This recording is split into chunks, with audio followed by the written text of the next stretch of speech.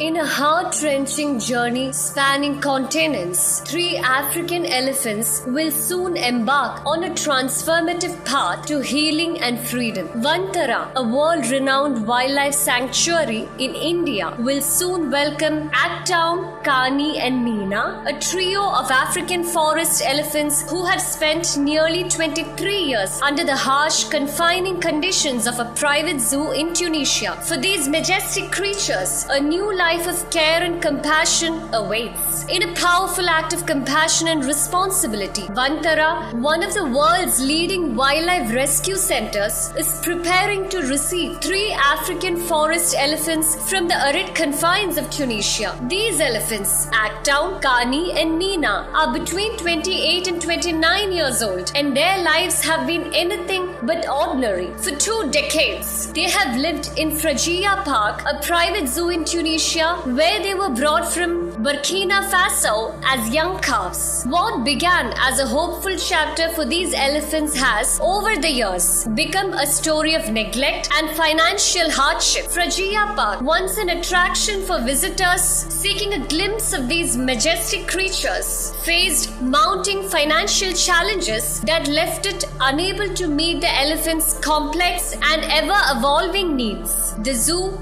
with limited resources, struggled to provide the elephants with the care they desperately required, especially in terms of their specialized diet, healthcare, and proper living conditions. The decision was made. The elephants could no longer stay in Tunisia, but a return to the wild where they could reclaim their rightful place was not an option. Instead, the zoo sought out Vantara. Founded by Anant Mukesh Ambani, Vantara has become a sanctuary of healing for wildlife from around the globe. Despite being the stars of Frejia Park for many years, life at adverse conditions had taken a toll on Aktaun, Kani and Meena. A recent veterinary assessment conducted by Vantara's team revealed startling health concerns. They have become vulnerable to a range of conditions: skin ailments, malnourishment and poor physical health. Aktaun, the male of the group, has a split tusk and a molar tooth infection, requiring immediate and ongoing medical intervention. Kani,